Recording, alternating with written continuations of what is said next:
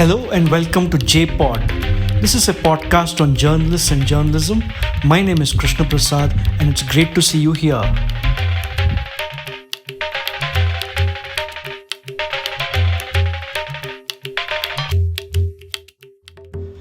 "45 years ago today, a strange obituary advertisement appeared in the Times of India in Bombay.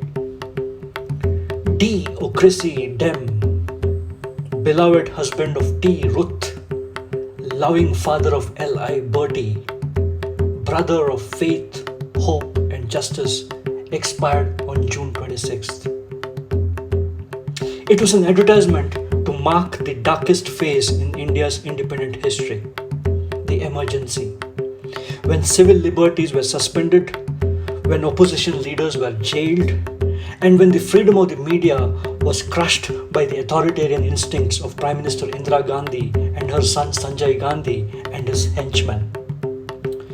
Censorship meant that newspapers and magazines, or even All India Radio, could no longer put out what they deemed fit. It had to first meet the approval of the thought police.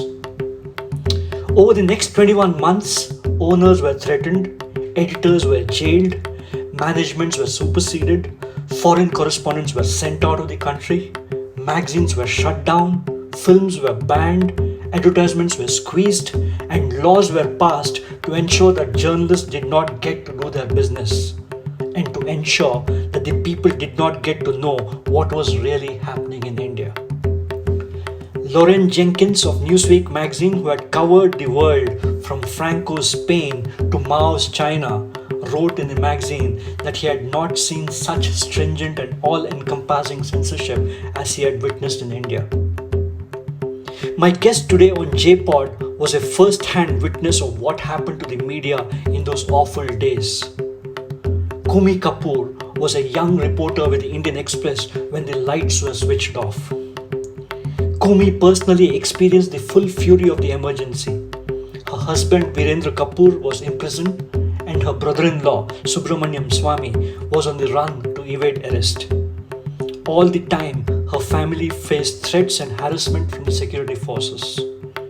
In 2015, Coomi wrote a personal history of the emergency to mark its 40th anniversary. In this podcast, Coomi Kapoor, who's now a consulting editor with the Indian Express, discusses what happened to the media during Indira Gandhi's emergency and how it compares to diminishing media freedoms under Narendra Modi.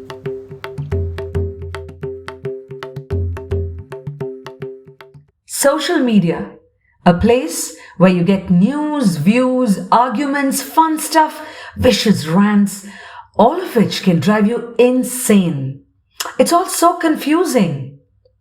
Don't you wish there was a way to cut through all the noise? Say hello to the Net Paper, a first of its kind newsletter, a digital newspaper in your inbox, one that gets you the news, the views, and the juice from Facebook and Twitter, TikTok and Instagram. If you wish to get the Net Paper in your email, do go to the netpaper.substack.com and hit subscribe. The Net Paper. All the juice that's fit to share.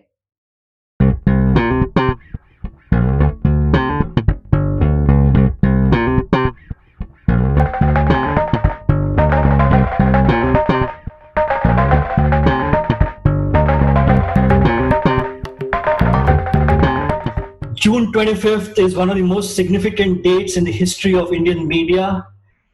This was the day 45 years ago when the President of India proclaimed a state of emergency on the advice of the government of Indira Gandhi. This ushered in censorship of newspapers and magazines and radio at that time. But as you know, about 81% of today's India was not even born in 1975. So Coomi, can you paint for us a picture of what this scenario was in the days leading up to the emergency? What was the political situation at the time which warranted this action? And why was it most important for Indira Gandhi to control the media at that time?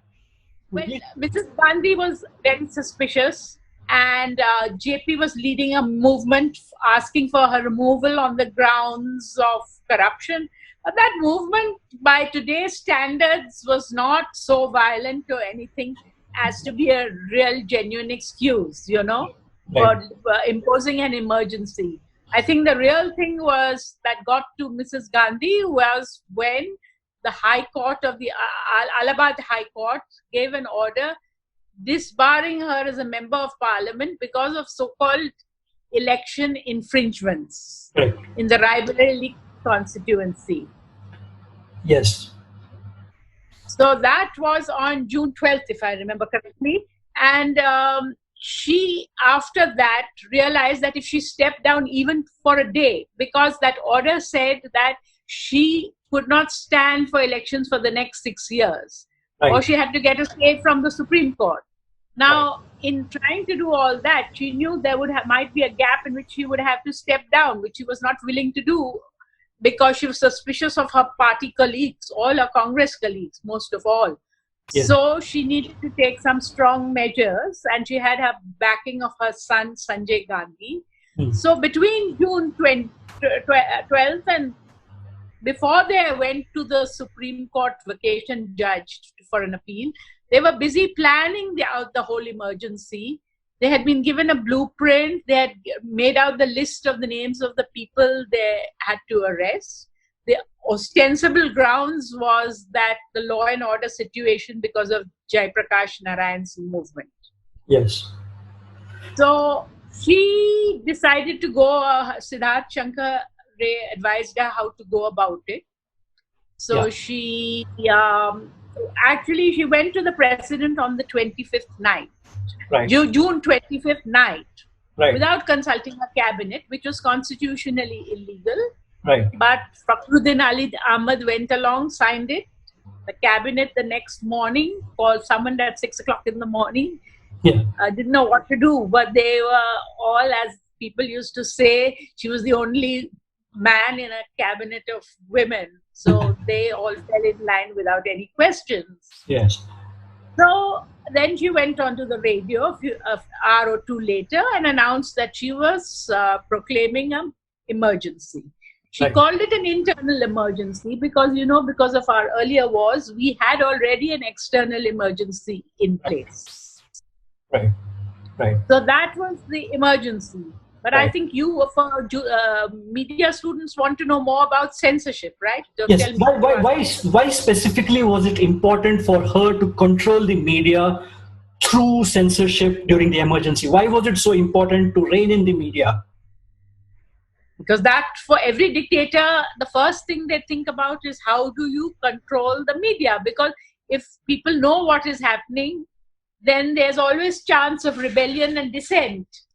So even before the emergency was proclaimed, Sanjay Gandhi had already put in process with the local Delhi authorities that electricity supply to the main newspapers in Delhi should be cut off. Right. Right. Which they did. Right. By a terrible mistake, they left out two which were not in the Fleet Street of Delhi, Bahadur Shah Zafar Marg and the Statesman and the Hindustan Times. They did not have the electricity cut out, but they didn't know what was happening. So the next day, for all practical purposes, most of the newspapers just didn't come out, no explanations. The other two, there was one small little para in the Hindustan Times saying that the BJP, in those days, the Jansangh-backed, RSS-backed newspaper, Motherland, Yes. Editor had been arrested, but nothing else to tell us that an emergency wasn't been imposed until Mrs. Gandhi's broadcast. So you see how important it is to have a media, because people just didn't know what was happening. Yes. And that electricity breakdown which took place in the Indian Express, it continued for the next 2 days. We were supposed to bring out a special supplement that same day. Sure enough, the electricity would go, come back. For 2 days, the electricity did not come. Yes. By the way, in the meantime, on the first day itself, June 26th, there was an announcement to say that censorship is enforced, so that you cannot print anything in a newspaper without first showing it to the censors. Right. So on June 28th, when my paper, which I was working in at that time, the Indian Express, came out, we had to do some protests. But what could we do? Because everything went to the censor could remove it. Yes. Later on, the censor could do something even more Machiavellian. Yes. Simply sit on the newspaper so that it couldn't be distributed the next day. Yeah. So, any case, what we did that day was the Indian Express decided to carry a blank editorial. That shows that we were not allowed to say what we wanted to say. The reader understood. The Financial Express carried a poem of Tagore's, when the mind is free and the head is held high. After that, by the way, the censor brought out a whole lot of rules which said you can't use quotes from Gandhi, you can't use from Rabindranath Tagore, you can't use from this, you can't use from that. They kept adding, you can't use blank editorials. Yes. So it was very difficult in that situation where you are supposed to go to a censor and he can hold back your edition to be distributed in time for the hawkers to take. So the little defiance you could do had to be very subtle, which most papers caved in completely. As you know, L.K. Advani's famous saying, when the press was asked to bend, they chose to crawl. Yes. But Indian Express, headed by Ramnath Goenka, did what it could. Subtly they would bring out in the edit page stories, for example, talking about Ayub Khan's dictatorial tendencies, which was obviously a reference to Mrs. Gandhi's, but what do you call it? Raghu Rai, the photographer in The Statesman, he carried a beautiful picture, I still remember, saying Sunday in Chandni Chowk. And what is Sunday in Chandni Chowk? It's just policemen all over the place and no crowds or anything. So a sensitive reader would get the picture. But these were rare and in between. The real defiance of the newspapers came at the time, right at the end, in January 1977, when Mrs. Gandhi announced that elections were being held. Yes. At that time, censorship was lifted. It was not lifted, sorry. Be very clear. Censorship was not lifted. It took the courage of a man like Goenka to say, go ahead to all the reporters and report what you have kept quiet about for all these 19 months. Right. All the imprisonment, all the sterilization drives where people were forcibly taken and sterilized, people who weren't even married, elderly people. The so-called Sanjay's beautification drive, which overnight meant that you demolished not just juggies, slums which were authorized, because he felt that they should be sent to another part of town. And this was very much present in North India, particularly Delhi was the epicenter. So I'm a Bombay girl. When I used to go home from holidays in Bombay, people would say, but we don't know all this is going on at all. So I mean, some things can go across by word of mouth. But let me ask. Yeah, I think you short-circuited my second question. What were you doing at the time of emergency? I hear that you mentioned the Express, but what were you doing at the time of the emergency? One, how did you hear of the emergency, and what was your response? And most importantly, Coomi, how did it affect you personally? Well, that's three questions actually. Yes. Okay. The first question is, I heard about the emergency at about 4 o'clock in the morning. My sister phoned me and said, Mrs. Gandhi has imposed the emergency, which I didn't realize what exactly that meant. But she said, Swami is who was my brother-in-law, Subramanian Swami, is going to be arrested under Miza. Right. I thought Swami was giving himself a bit of self-importance, but I was wrong. There was a Miza arrest for him. Right. So I said, my husband said, come over here to Vittal Bhai Patel house where we live. Then Press Trust of United Trust News of India was just down the road. So Virendra got up and went across to UNI, and he saw the agency reports coming on, which said that JP arrested, Chandrasekhar arrested, so and so arrested. The news was coming in on the radio. So that's how I came to know about it. Right. What was the second question? And how did you react to it when you first heard of it? What was your first reaction? Well, my first reaction was, Swami came across. We put him in the room to stay. And I remember I phoned up my chief reporter. Very nice gentleman, called Abdul Rahman. And I said that, listen, because in those days we were poor, we couldn't afford our own transport. I said, you send the office van and I'll make a round of all the political party residences and see who's been taking jail. And he says, no, don't do anything. The express didn't come out in the morning, and I think there may be orders. So sometimes, people react even before the orders are given. This censorship, of course, was about only allowing what the government wanted the people to see, right? I'll tell you what happened on that. Yeah. So how was this implemented? Because you see, people use these words so loosely: emergency, censorship. But how was censorship implemented as you saw it yourself? And who are the people who were doing it? Like, say, personally at the Indian Express, who are the censors at the Indian Express, or how did you have to approach these censors at that time? It wasn't quite like that. But first, Okay. I should explain what happened. I think for the Please. audience to know better, since what happened was, we had a nice, kindly, liberal gentleman who was the Minister of Information and Broadcasting, called Inder Gujral. Yeah. He was there on June 26th. Right.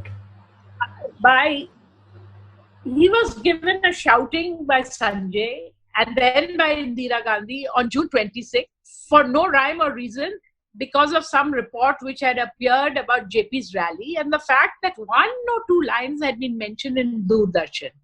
I see.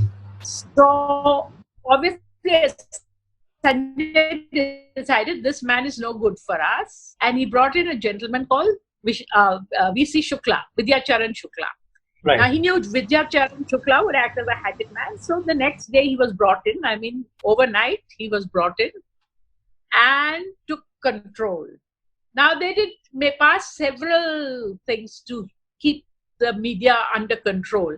And I think I should explain that why it was much easier to keep the media under control in those days was that the radio and television were both government controlled. Absolutely. So what did you have to control? You only had to control publications, print publications. There weren't that many of them.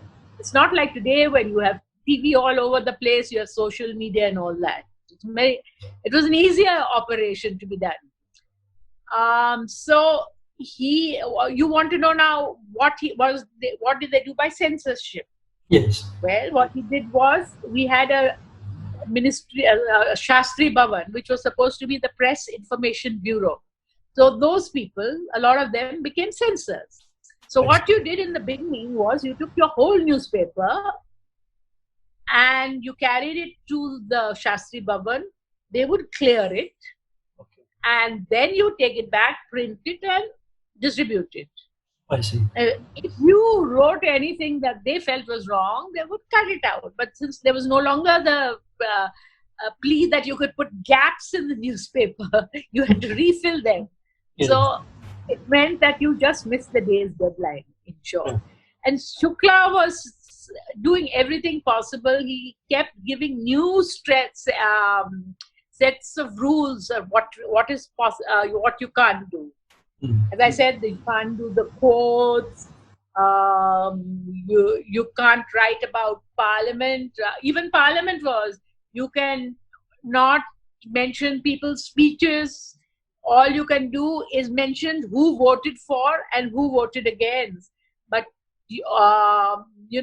Mrs. Gandhi's husband, Feroz Gandhi, had passed an act.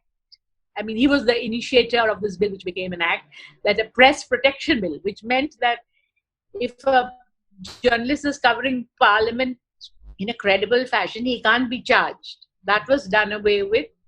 But basically, you could only mention the topic of discussion in Parliament. You could not write about the contents of Parliament. All you could do was the government's response. That was one of the things. Then there were guidelines about what you should do about covering Sanjay Gandhi. That came later. I see. But there was nothing like a censor who would sit in your office, right? No, they didn't sit in our office. You took it to Shastri Bhavan to be censored. I see. Mm-hmm. And how did the media react to this? I mean, I know that you mentioned the blank editorials which appeared on the second day, but how did the media overall react to this?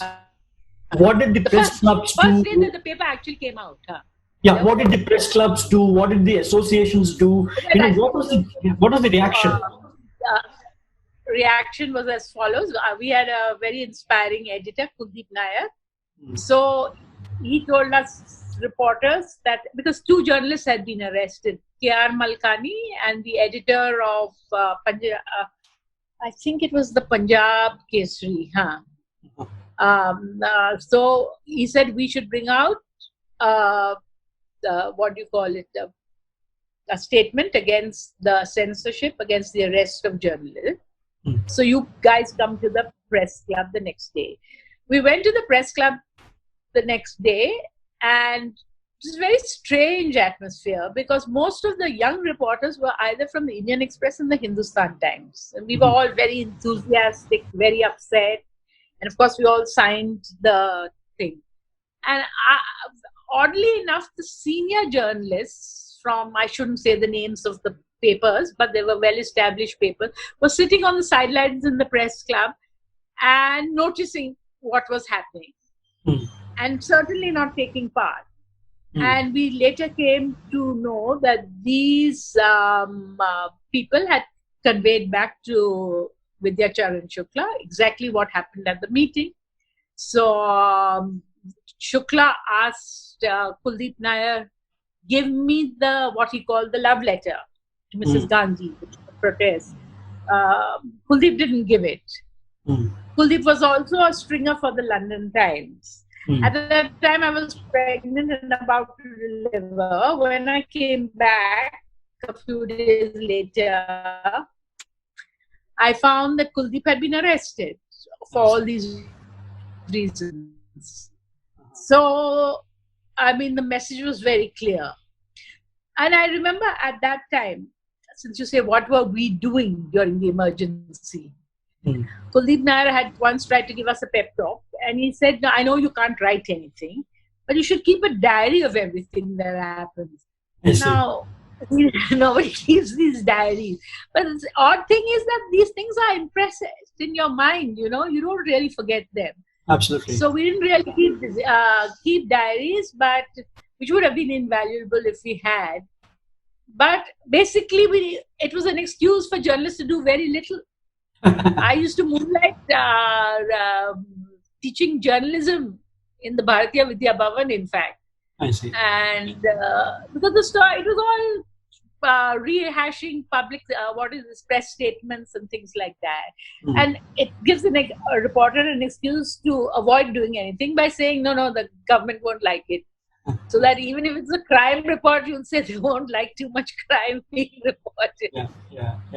But in your mind, Coomi, who were the 3 or 4 heroes of the emergency in media terms? Who are these people? Who are these people who come to your mind first when you think of what happened at that time? I know that you mentioned Ramnath Goenka ji and Kuldeep Nair Saab, but what are the 3-4 names that come up, and why do those names? No history of what happened to the media during the emergency will be complete without Ramnath ji's name, because he was willing to sacrifice his whole newspaper. True, part of it was because he was very friendly with JP himself. But I mean, if you have time, I can tell you later what the newspaper went through in the later stages. Yeah, please. Should I give a little history of what happened in the Indian Express? Yes, Coomi, please. First thing they did was they realized that Goenka is not totally falling in line. So they threatened him, not him surprisingly, but his son and his daughter-in-law with Miza, the arrest. Then he fell ill.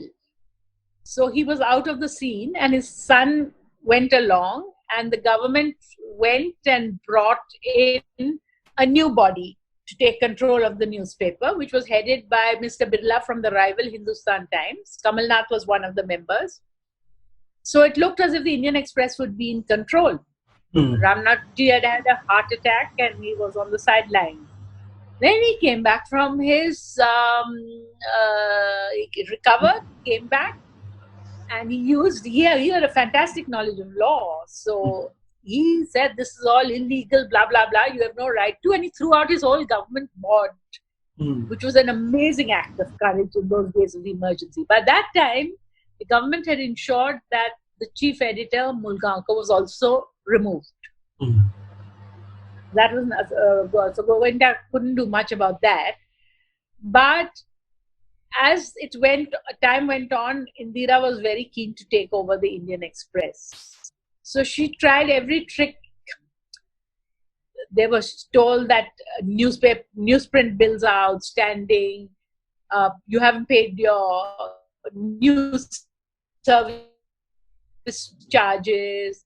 Everything cut off, one by one. They'd come to the office and they would close down our electricity. But Goenka was a fighter, and he had Fali Nariman as his lawyer. They'd keep going back to getting the courts and getting relief. So we went through this period. This was before the elections were called. And we went through this period in which we didn't know if tomorrow the newspaper is going to come out at all. One day this is gone, one day. It's a miracle that it came out, but it came out. I mean, it reached the stage where, since we were not getting PTI or UNI news, we would sit, listen to BBC on radio, take down notes and use that for our newspaper and things like that. Then when elections were called, I would say that was Indian Express's finest hour. Because he didn't bother that censorship was still in force. But it was embarrassing for her at this stage to close the newspaper, because everything was out in the open, the opposition was out, she had released them. So he went whole hog covering all the emergency excesses. The reporters were given carte blanche to do that. And of course, the circulation of the Express went zoomed up. Never seen anything like that. I've never seen again. People, when I went to meetings, would act as if I was the politician and touch my feet to say thank you. And my friend who was in the Hindustan Times, who was with me, they say, Benji, do you know what you have done is shocking, it's disgraceful. And she would, with folded hands, say, it's not me, it's my management, So that was Ramnath was one of the great heroes. So was, of course, Kuldeep Nair, as I said, who went to jail. And I've explained to you what he did. Another great man was the Statesman in Calcutta. They tried to do their best. And another editor, former editor of mine, also now passed away, Nihal Singh, a real gentleman. He tried in his simple ways to do what he could. He would make the third edit of the Statesman a double meaning so that people wouldn't get it. He told the journalists that national news, put it inside. If Mrs. Gandhi is imposing 20-point program, put it inside. And all the international news would be put on the front page. Well, VC Shukla soon caught on and he was furious. These were ways of protest. But apart from the big newspapers, there's one or two gentlemen, one particular gentleman I would really like to mention is Mr. Gorwala. He brought out a small publication called Opinion. And Opinion. Was it Opinion? I'm not 100% sure now. I think it's Opinion. And he got hold of Parliament records. I mean, we in Delhi, covering Parliament, did not know what was happening. He got hold of those Parliament records and he would print them in his newspapers. He would get hold of documents, sitting in Bombay, by the way. And he continued to bring out this little publication of his. My mother used to send me copies, and the whole of Indian Express would ask me, give me a copy to have a look at it. And this they stopped his printer, one printer, two printers, three printers, not allowed to print his little publication, and then finally he had to close it down. He was a retired civil servant. Let me ask you the opposite question. Who are the three or four villains that come to your mind when you think of the emergency and the media? Three or four people who should have done what they should have done but did not do and were really villains who were party to what was happening. Well, now who's going to name who's a villain? But I do recall Nihal telling me that one thing that really struck him was that Girilal Jail, who was then Shamlal, who was the editor of the Times of India, for all these 21 months, he had been writing about Mrs. Gandhi as the greatest heroine of our times, etc.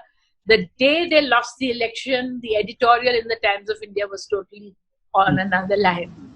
Yeah. I mean, at least they should have the grace, Nihal Singh said, to have waited a day or two before switching sides so shamelessly. Yeah. So that's one name. Any more? Well, I saw Kuldeep Nair Saab in his book also mentioned that the two culprits of the emergency era were the Hindu and the Hindustan Times. Where are you on that story? See, Hindu was not in Delhi in those days, so I didn't have much knowledge about it.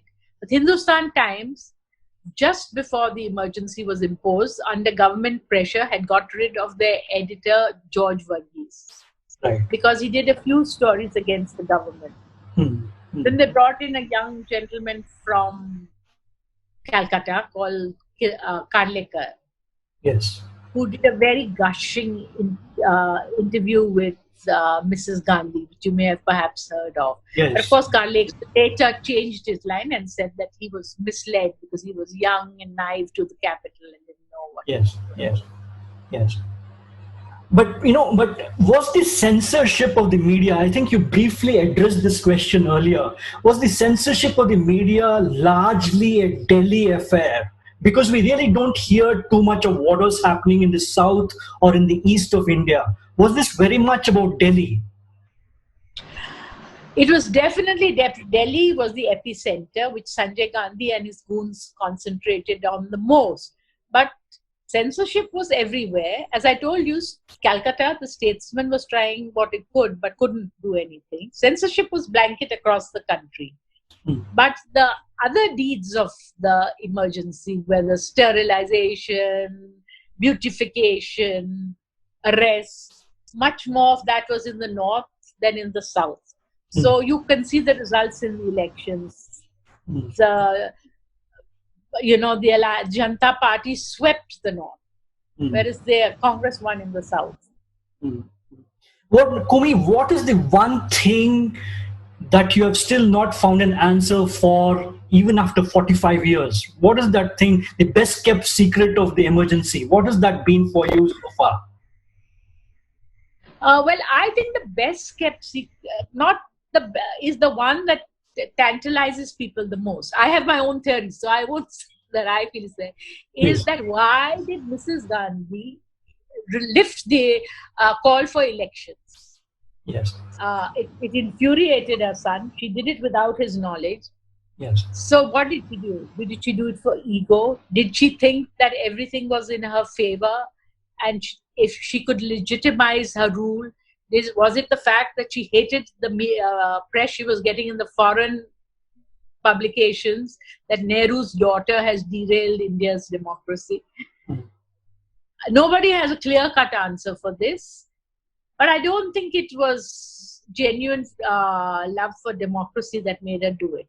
Yeah, but there was a fantastic exchange in the Indian Express after you wrote about this. I remember Fali Nariman got into the act and spoke of the US ambassador at that time. There was a whole lot of conversations. Yeah, but I don't think it was one or the other. If you read my books, I think it was a series of things which made her. Certainly, she wanted to legitimize her rule.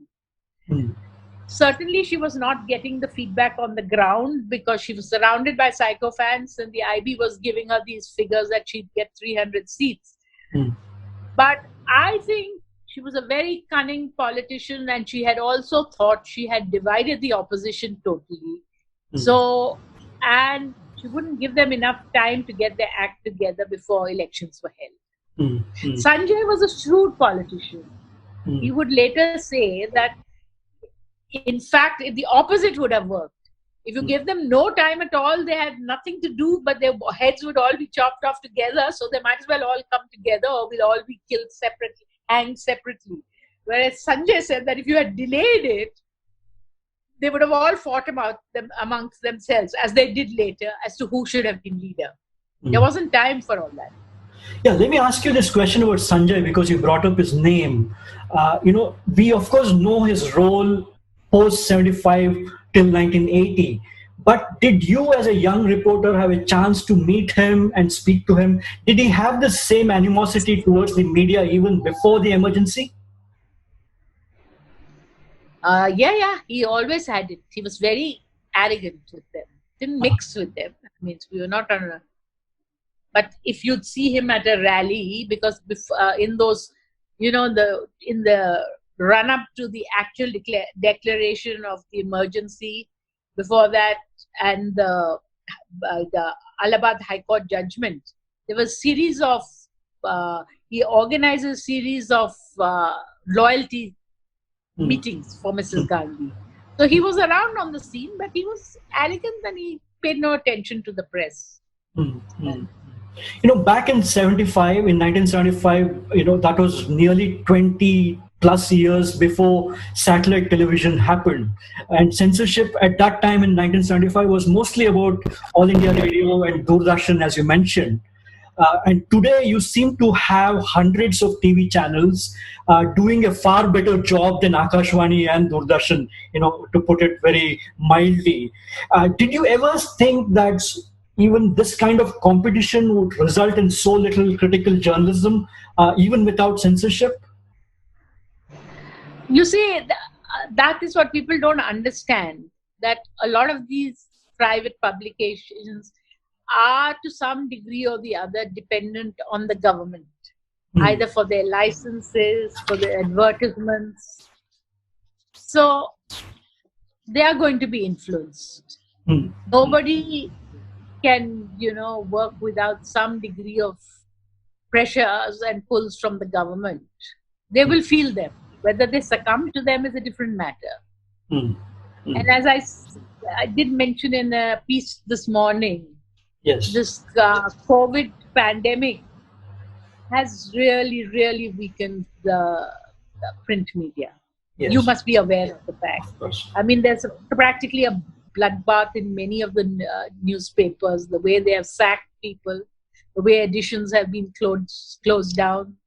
Some venerable language papers are shut. Yes. So God knows what's going to happen. You don't have to have a formal emergency really now, or formal censorship. Yes.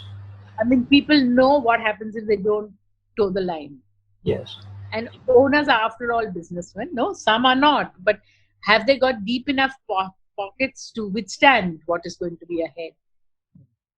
In this piece you mentioned that you wrote for the Indian Express on this date, June 25th, you write, quote, overzealous BJP bucks who instigate the police to slap FIRs seem to be following in the footsteps of Sanjay Gandhi's stormtroopers during the emergency, quote unquote. Having seen both of them, how do you think is Indira Gandhi's attempt to control the media different from Narendra Modi's?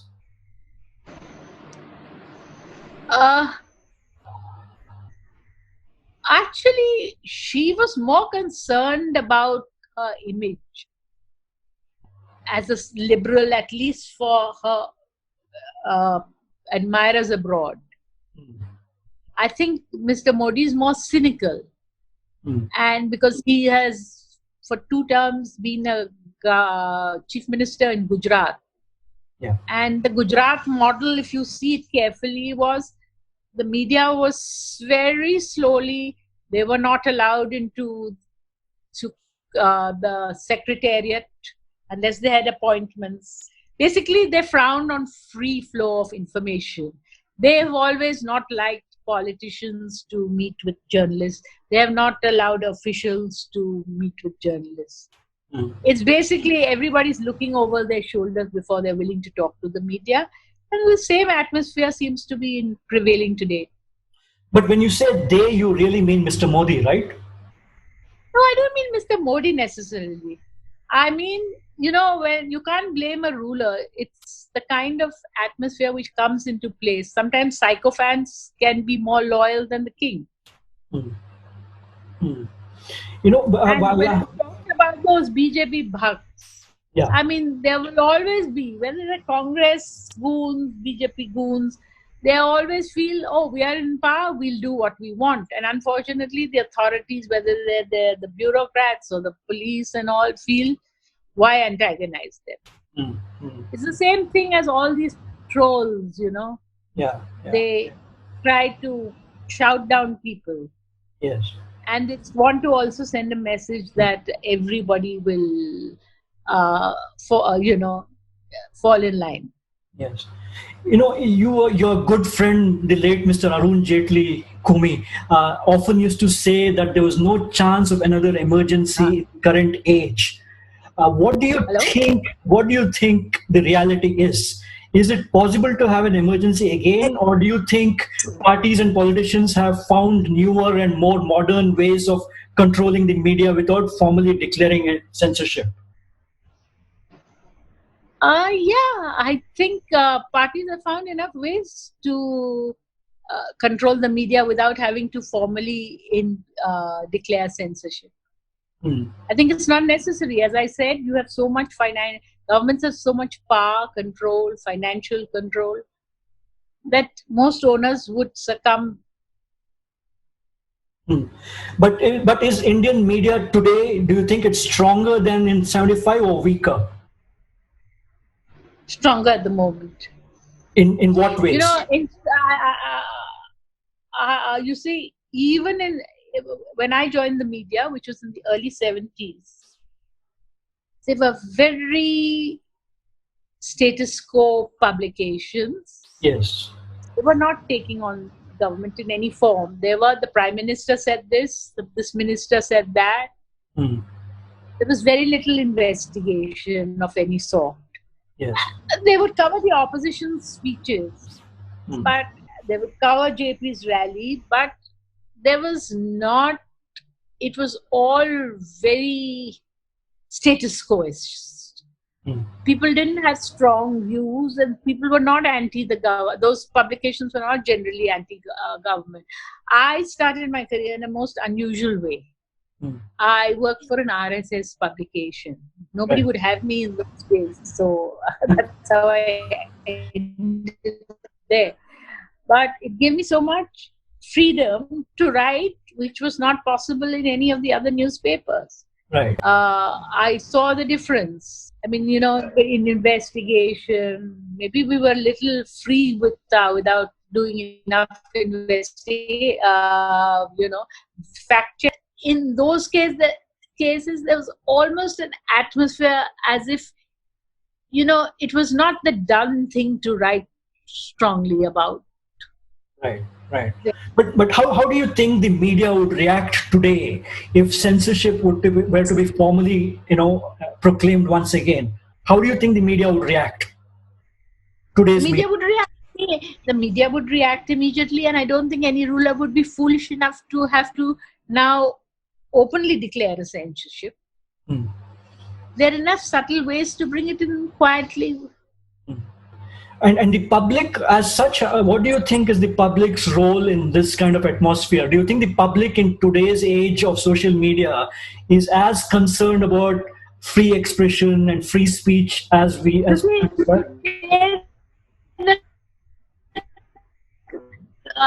public has far more avenues from which they can get news than ever. In those days, it was only word of mouth once there was censorship.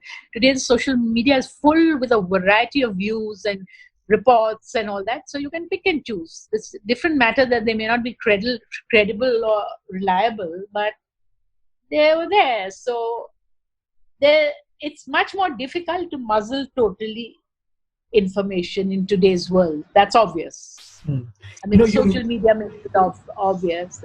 Yes. You brought up Mr. Advani's famous quote that when the media was asked to bend, it crawled.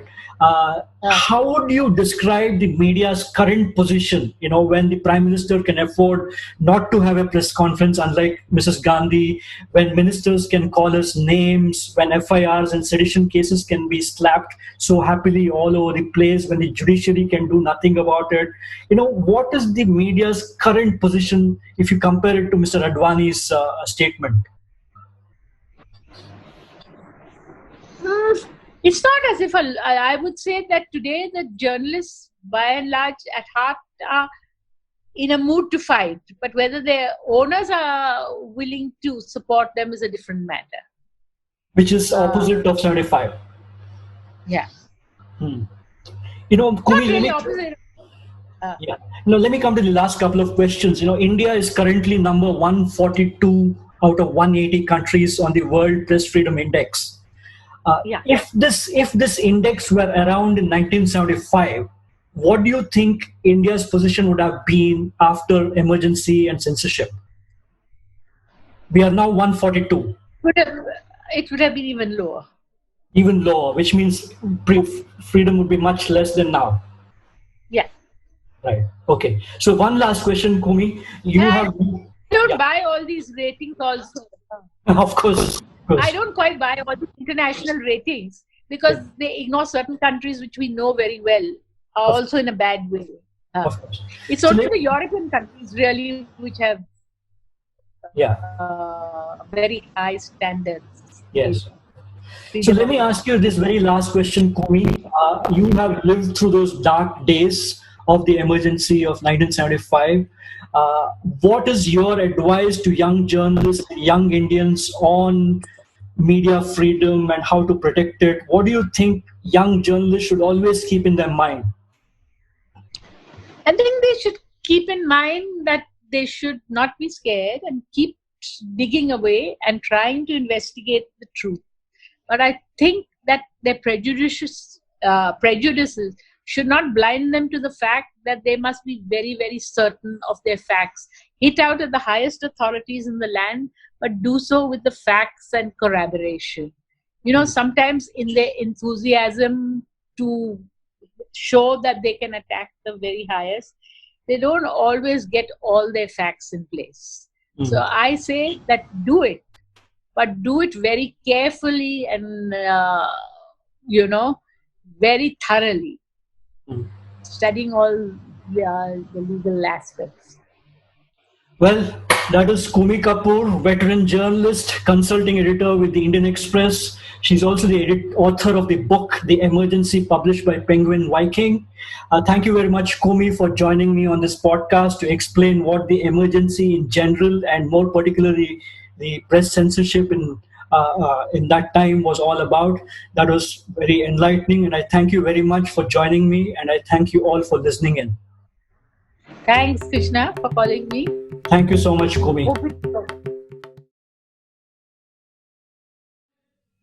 कि मैं चीन के साथ मिलकर के मेरे गुजरात में sports को और डेवलप करने के लिए काम करना चाहता हूं. मुझे चीन की मदद चाहिए. The theme music for J-Pod is composed by me, Krishna Prasad, and many thanks to Vasanti Hari Prakash, the radio and TV anchor and founder editor of Pickle Jar, for her support to the Net paper.